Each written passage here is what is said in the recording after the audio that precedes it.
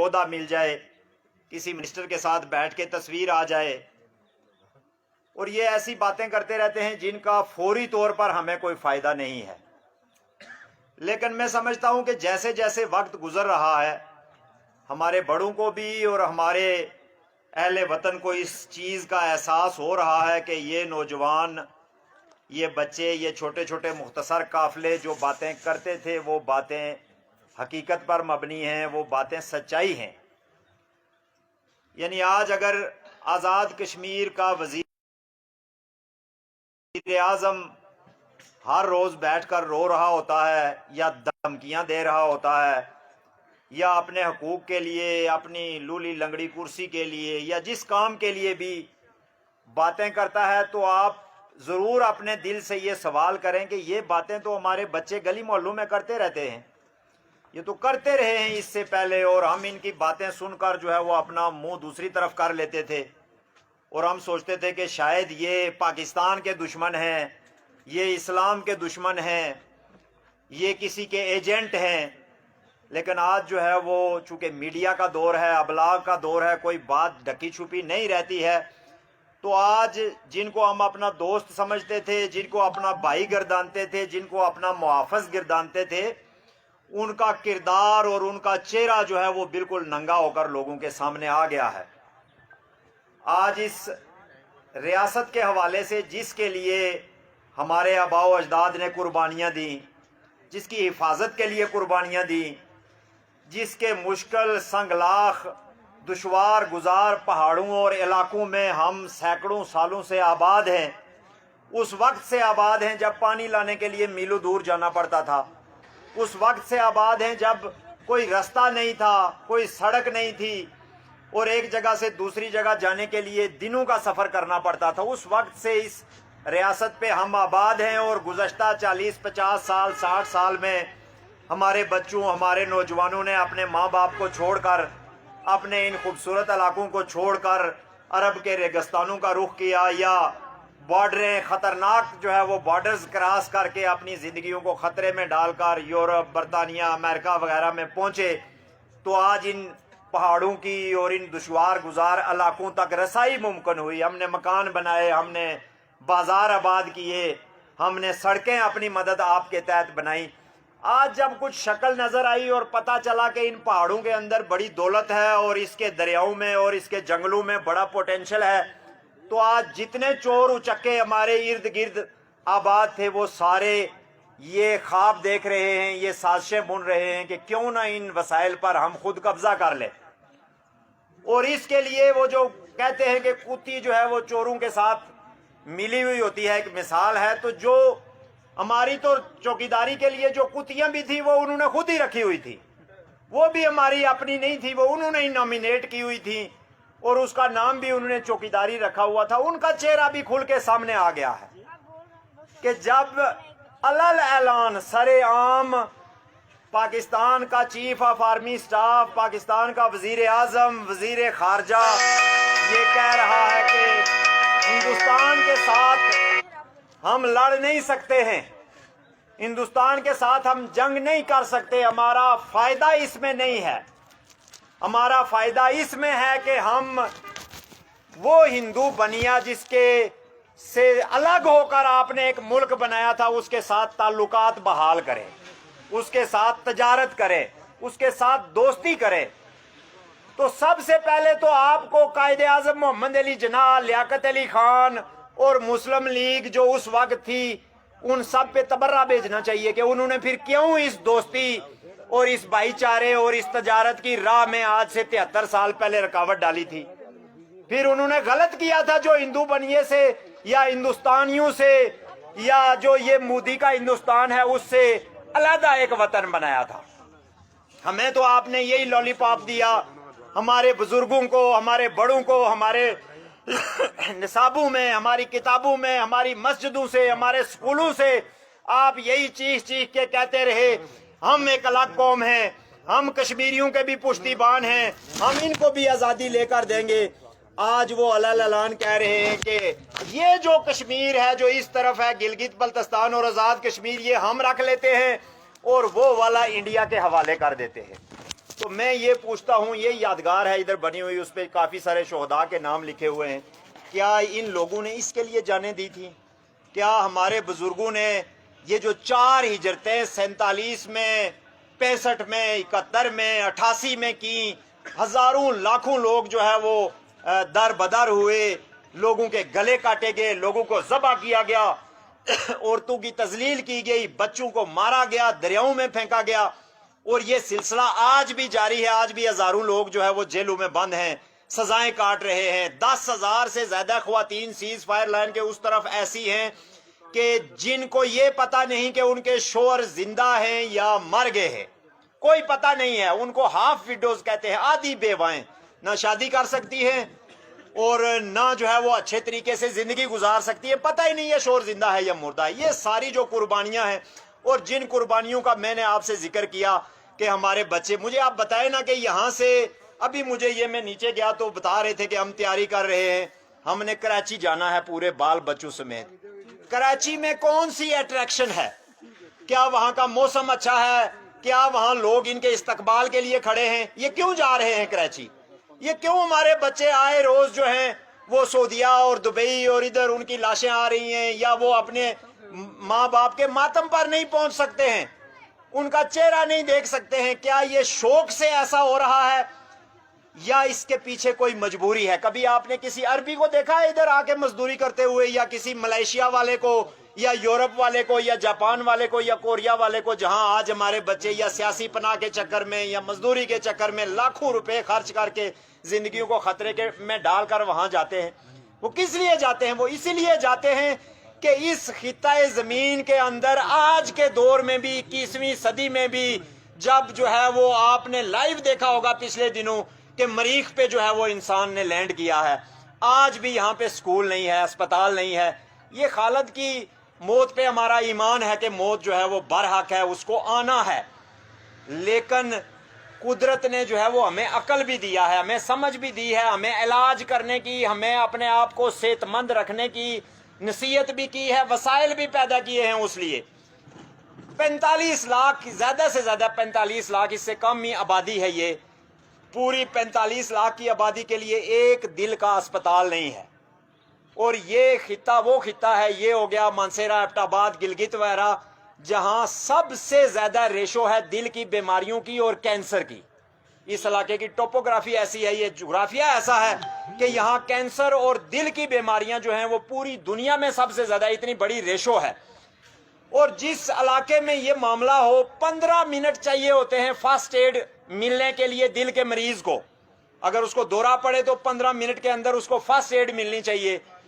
یہاں صورتحال یہ ہے کہ یہاں سے نیچے سے اوپر تک لانے کے لیے 1 گھنٹہ لگتا ہے، اور پھر پنڈی پہنچانے کے لیے کوئی دل کا اسپتال نہیں ہے، کوئی کینسر کا اسپتال نہیں ہے، کوئی ہڈیوں کا اسپتال نہیں ہے. اور ہم جو ہیں وہ سارے، کوئی بہت بڑا سردار ہے، کوئی بہت بڑا چودھری ہے، کوئی ملک ہے، کوئی سید ہے، کوئی پیر ہے، اتنے بڑے بڑے ہمارے نام اور ہمارے بڑے بڑے جو ہے وہ شملے ہیں، لیکن ہمیں یہ احساس نہیں ہوتا ہے کہ ہم اپنی نسلوں کے لیے کیا چھوڑ کر جا رہے ہیں، یا ہماری نسلوں کا مستقبل کس چیز سے وابستہ ہے. یہ جو چھوٹا موٹا آپ کو نظر آتا ہے نا، BHU بن گیا، یا یہ کوئی کہیں پہ کوئی لنک روڈ بن گئی، یا پرائمری سکولوں کی جو عمارتیں بن گئی، واللہ میں آپ کو بتاؤں اس کا تعلق بھی ترقی سے نہیں ہے. اس کا تعلق صرف ان چور کرپٹ ٹھیکیداروں سے ہے کہ انہوں نے اس بجٹ کو اپنے عزیز و اقارب جو ان کے ٹھیکیدار ہیں ان کے ذریعے کھانا ہوتا ہے. ورنہ آپ ان سکولوں کا اور ان سڑکوں کا معیار دیکھیں، بننے سے پہلے ٹوٹ جاتی ہیں، بننے سے پہلے ان کی سرکاری عمارتیں اور ان کے ادارے اور ان کا جو سسٹم ہے، وہ آپ اس سے زیادہ بےہودہ اور کرپٹ سسٹم دنیا میں نہیں ہوگا. جس کو پٹواری چلاتا ہے، جس کو چپڑاسی اور چوکیدار چلاتے ہیں، جس کو ایک ان پڑھ سپاہی چلاتا ہے، اور یہ سارے کا سارا بار بار ہماری آنکھوں کے سامنے آتا ہے. جب بھی ہمیں ذاتی طور پہ کوئی مسئلہ درپیش ہوتا ہے تو ہمیں یہ نظر آتا ہے کہ یہاں پر کوئی ادارہ نہیں ہے، یہاں پر کوئی ڈھنگ کا جو ہے وہ سسٹم ہی نہیں ہے، رائج سسٹم ہی نہیں ہے. یہ ابھی آپ دیکھیں ہمارا پرائم منسٹر جو ہے، بہت اچھا کام اس نے کیا، NTS لاگو کیا. جی ہم جو ہے وہ نوکریاں یہ ٹیسٹ سے گزار کر دیں گے. اور میرٹ پہ دیں گے. لوگوں نے اس کو اپریشیٹ کیا اور کوئی 200 400 500 نوکریاں یا 1000 نوکریاں جو ہیں وہ پچھلے سارے عرصے میں آپ نے دیکھا ہوگا کہ چھوٹی مطلب تعداد کے لحاظ سے جو چھوٹے قبائل ہیں جن کی سفارش نہیں ہے, جن کی کوئی سیاسی اپروچ نہیں ہے, ان کے بچے بھی لگ گئے اس لیے کہ وہ ٹیسٹ وغیرہ میں پاس ہو گئے. لیکن ساتھ ہی موصوف نے 3 دن پہلے جتنے سفارشی بھرتی کیے ہوئے تھے انہوں نے بھی, اور ان سے جو پچھلی حکومت تھی انہوں نے بھی, ایک نوٹیفیکیشن کے ذریعے ان 48 لوگوں نے ان ہزاروں لوگوں کو جو ہے وہ جو نااہل تھے, جو پی ایس سی پاس نہیں کر سکتے تھے, جو کسی کرائیٹیریے پہ نہیں تھے, ان کو پرماننٹ کر دیا, ان کو مستقل کر دیا. یہ سسٹم ہے, یہ نظام ہے, اور اس کو آپ نہ کسی اسلامی کھاتے میں رکھ سکتے ہیں, نہ جمہوری کھاتے میں رکھ سکتے ہیں, نہ انسانی کھاتے میں, نہ کسی اخلاقیات کے معیار پہ یہ پورا اترتا ہے. اور اس کے ذمہ دار ہم خود ہیں, اس لیے کہ ہم بولتے نہیں ہیں, ہم لحاظ رکھتے ہیں, ہم برادری کا, قبیلے کا, علاقے کا. مجھے آپ اپنے ابھی میں صبح آتے ہوئے پوچھ رہا تھا کہ تراڑکھال سے پی ٹی آئی کا امیدوار کون ہے, انہوں نے کہا جی فلاں صاحب ہے.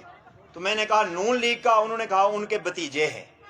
ٹھیک ہے جی, ایک ہی گھر سے ایک آدمی پی ٹی آئی کا امیدوار ہے, دوسرا جو ہے وہ نون لیگ کا امیدوار ہے.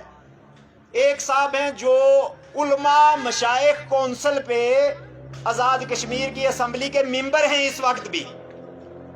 علماء مشائخ کونسل پہ کل راجہ فاروق حیدر صاحب انٹرویو میں یہ بتا رہے تھے ایک پریس کانفرنس میں کہ ہم نے حلف لیا قرآن مجید پہ سارے نون لیگی کارکنوں نے کہ ہم اپنی پارٹی کو نہیں چھوڑیں گے, وفادار رہیں گے. سب نے حلف دیا اور ان مولانا نے 15 منٹ تقریر کی کہ حلف کی اہمیت پہ اور اس کی شریعت کی روشنی میں اس کی جو وعید آئی ہے اس پہ انہوں نے گفتگو کی کہ حلف توڑنا جو ہے وہ کتنی بری بات ہے, ہمیں اس پہ قائم رہنا ہوگا. یہ رات انہوں نے یہ تقریر کی اور صبح ہم نے دیکھا کہ وہ بنی گالا میں وہ ڈلوا رہے تھے ایک جو ہے وہ جھنڈا اپنے گلے میں. مطلب یہ معیار ہے, کوئی پتہ نہیں ہے کون کس پارٹی کا ہے. کل کوٹلی میں ذکر ہو رہا تھا جی فلاں صاحب جو ہیں وہ اسلام آباد گئے ہوئے ہیں ٹکٹ لینے. میں نے پوچھا کس پارٹی کا ٹکٹ لینے گئے ہوئے, انہوں نے کہا یہ کوئی کنفرم نہیں ہے لیکن وہ گئے ہوئے ہیں, وہ جس بھی پارٹی کا ان کو مل گیا وہ لے کے آئے گے, چھوڑیں گے نہیں, ٹکٹ وہ لازمی لے کر آئیں گے جی, ہر صورت میں ان کا ووٹ بینک ہے, وہ ٹکٹ لے کر آئیں گے. یہ معیار ہے. یعنی جب کوئی بندہ مذہب کو چھوڑتا ہے اس کو ہم کہتے ہیں یہ مردود ہو گیا, یہ مرتد ہو گیا ہے, اور اس کے ساتھ اب نعت کا تعلق جو ہے وہ آپ منقطع کر دیں. تو کسی نظریے پہ, کسی نقطہ نظر پہ کھڑا رہنا بھی جو ہے یہ بھی ایک اخلاقی اور انسانی تقاضا ہے. حالات اچھے بھی ہو سکتے ہیں, برے بھی ہو سکتے ہیں, حکومت آ بھی سکتی ہے, نہیں بھی آ سکتی ہے, لیکن کوئی نظریہ نہیں ہے, کوئی پارٹی نہیں ہے.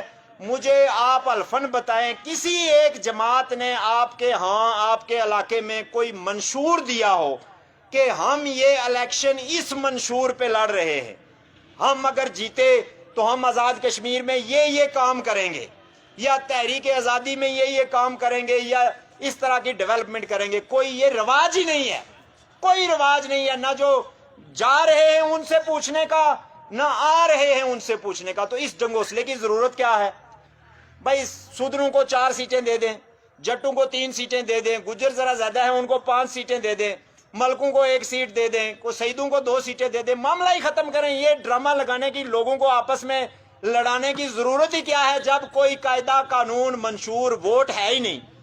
ووٹ کا مطلب ہے ہر آدمی, چاہے وہ جس مرضی قبیلے سے ہو, جس مرضی نسل سے ہو, جس مرضی مذہب سے ہو, ہر آدمی برابر ہے. یہ جو نظام ہے اس نے ایک ووٹ دینا ہے. لیکن آپ اپنے ذرا ارد گرد نظر دوڑائیں, ہماری جمہوریت کا اور اس نظام کا حال دیکھیں. یہ کیوں رکھا گیا ہے؟ یہ اسی لیے رکھا گیا ہے کہ کرپٹ, نااہل اور بھوکے لوگوں کو جو ہے وہ مسلط کیا جائے. ان کے پیٹ نہیں بھرتے ہیں. یہ جب کہتے ہیں نا ہم پاکستان کے وفادار ہیں, تو یہ پاکستان سے مراد پیٹ ہوتی ہے. یہ پاکستان سے مراد یہ سندھ, پنجاب, بلوچستان نہیں ہوتا. یہ صرف اور صرف اپنے پیٹ کے وفادار ہیں, اور انہی کی وجہ سے ہم آزادی کی منزل کی طرف نہیں جا رہے ہیں. انہی کی وجہ سے ہماری قربانیاں رائے گاں جا رہی ہے. کوئی معاملہ نہیں, آپ جس مرضی پارٹی کے ساتھ کھڑے ہو جائے, جو مرضی نقطہ نظر رکھیں, لیکن اپنے گھر کی حفاظت کے لیے, اس وطن کی حفاظت کے لیے, اپنے بچوں کے مستقبل کے لیے بولنا سیکھیں. कोटली में जाएं आप, ओलार पे चले जाएं, 1000 मेगावाट से जायद का प्रोजेक्ट चल रहा है। आप आज़ाद पतन पे आएँ, 1000 मेगावाट से जायद का प्रोजेक्ट चल रहा है। आप कोहाला पे जाएं, 1000 मेगावाट से जायद का प्रोजेक्ट बन रहा है। आप पीछे नौसेरी में चले जाएं, नीलम झेलम हाइडल प्रोजेक्ट 1000 मेगावाट से ज़्यादा। ये बड़े प्रोजेक्ट हैं 4, जो आपके सामने, आपकी ज़मीनें, आपके दरिया, आपके पानी, कोई मायदा नहीं है, कोई हुकूमत आज़ाद कश्मीर को ऑन बोर्ड नहीं लिया जा रहा। दरियाओं के रुख मोड़े जा रहे हैं, यानी 50 किलोमीटर दरियाए झेलम का रुख काट के, दरियाए झेलम का और मोड़ के तो दूसरी जगह को हाला पे लाया जा रहा है।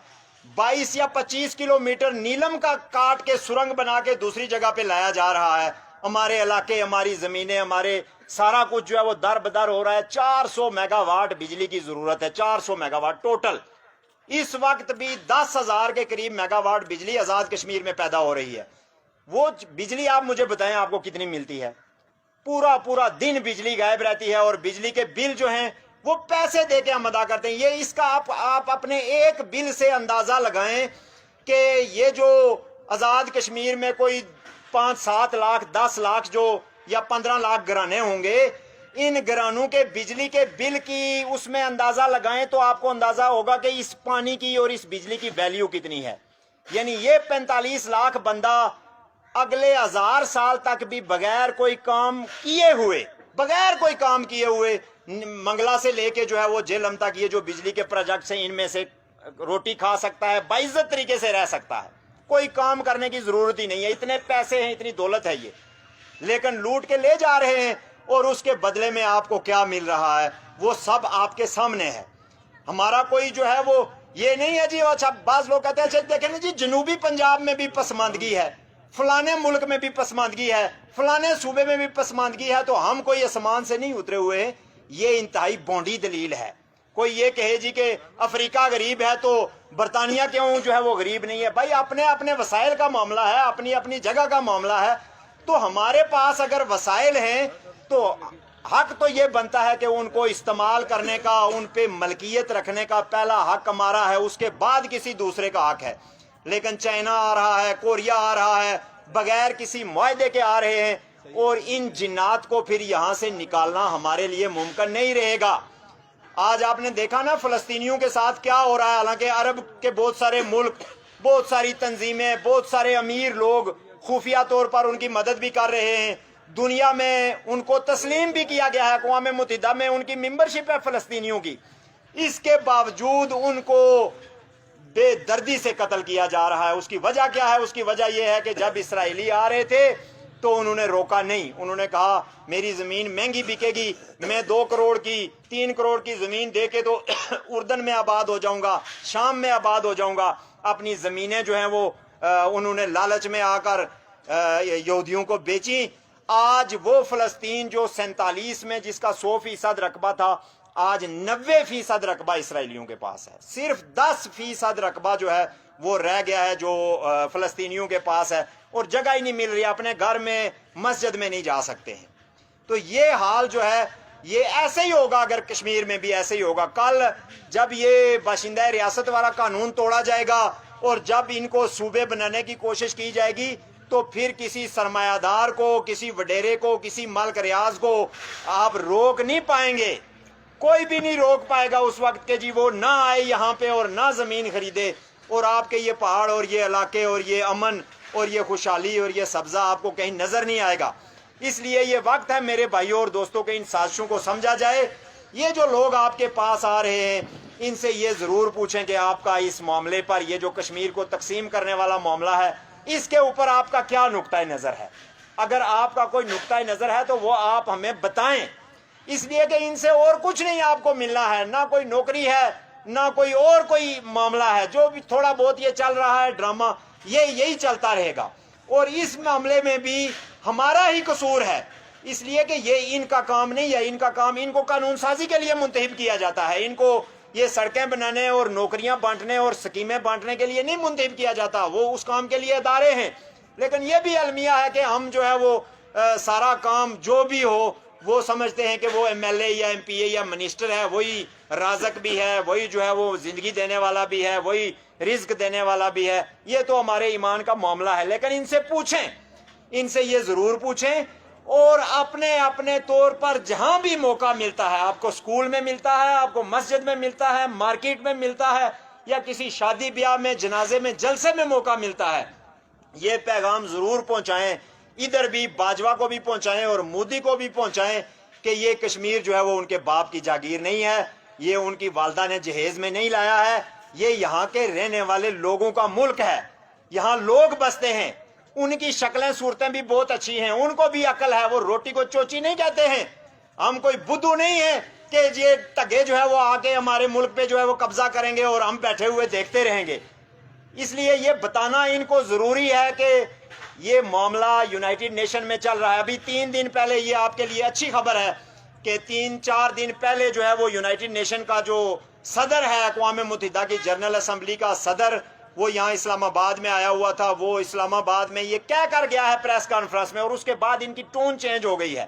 اس کے 1 دن بعد ہی جو ہے وہ عمران خان کی ٹون چینج ہو گئی، اس نے کہا کہ یہ انڈیا اور پاکستان دونوں کو فوجیں نکالنی ہیں، اس کا بندوبست کریں یہاں سے، تاکہ کشمیریوں کو جو ہم نے وعدہ کیا ہوا ہے وہ پورا کیا جا سکے۔ یہ ایک گلے کی ہڈی ہے ان کی کہ جو انٹرنیشنلی ہمارا ایک مقدمہ ریکگنائزڈ ہے، اگر یہ مل کے ہمارے ان نام نہاد لیڈروں کو ساتھ ملا کے کل اس کا کوئی فیصلہ کرتے ہیں اور اقوام متحدہ میں جا کے یہ کہتے ہیں کہ ہم نے یہ معاملہ حل کر لیا، پھر عالمی برادری بھی آپ کی حمایت کرنے کی پوزیشن میں نہیں رہے گی۔ ایک دن اس نے کہا، اگلے دن عمران خان نے کہا جی ہم انڈیا کے ساتھ اس وقت تک تعلقات قائم نہیں کریں گے جب تک یہ جو 370 والا معاملہ ہے، 5 اگست 2019 کے اقدامات انڈیا واپس نہیں لیتا۔ حالانکہ پچھلے 6 مہینے سے یہ کہہ رہے ہیں کہ یہ ان کا اندرونی معاملہ ہے۔ یعنی اس ملک کا اور ان کے لیڈروں کا بھی کوئی معیار نہیں ہے، کوئی جو ہے وہ کوئی سٹینڈ، کوئی اخلاقی قدر نہیں ہے۔ تو ہمیں یہ اس معاملے پر اپنی آواز کو جو ہے وہ بلند کرنا ہے، لوگوں کو یہ بتانا ہے۔ یہ خالد کی برسی کے اس خالد کی جو ہے وہ یاد میں جو ہم یہ یہاں پہ جمع ہیں، یہ ہمارے بچوں کے خواب ہیں، یہ ہمارے مستقبل، ہمارے بچوں کا مستقبل ہے، اور اگر ان خوابوں کی حفاظت ہم نے نہ کی اور ہم نے صرف نظر کیا معمولی مفادات کے لیے، تو خدا کی قسم جو ہے وہ تاریخ اور وقت پھر کسی کا لحاظ نہیں کرتے ہیں۔ آج مسلمان جو ہیں وہ پوری دنیا میں کیوں پس رہے ہیں اور کیوں پسماندہ ہیں؟ وہ اسی لیے پسماندہ ہیں کہ انہوں نے ان چھوٹی چھوٹی باتوں کا خیال نہیں رکھا، انہوں نے اپنے نظریے، اپنی سوچ، اپنی کمٹمنٹ کا احترام نہیں کیا۔ وہ جو بولتے تھے وہ کرتے نہیں تھے، وہ کہتے کچھ اور ہیں اور کرتے کچھ اور ہیں، اس کی وجہ سے یہ سارا معاملہ ہے۔ اللہ تعالیٰ کسی کو اس بنیاد پر مدد کبھی نہیں کرتا ہے کہ یہ مسلمان ہے اور میں اس کی مدد کروں گا، یا یہ ہندو ہے یا اس کی مدد کروں گا۔ مدد اسی کی کرتا ہے جو اللہ کے قاعدے قانون کو فالو کرتا ہے، جو اس کے حکم کو مانتا ہے، اس کی اللہ تعالیٰ کا نظام ہے کہ وہ اس کی آٹومیٹیکلی مدد ہوتی ہے۔ تو یہ میں اسی زیادہ لمبی چوڑی بات نہیں کروں گا، اسی کے ساتھ آپ سے یہ میں کہہ کر اجازت چاہوں گا کہ یہ جو آنے والے دن ہیں، یہ اس ریاست پہ جو ہے وہ ان قبضہ گیروں کی، ان گدھوں کی جو ہے وہ نظریں اس پہ لگی ہوئی ہیں، وہ اس کو ہڑپ کرنا چاہتے ہیں، وہ اس کو اپنے مفادات کے لیے کھانا چاہتے ہیں۔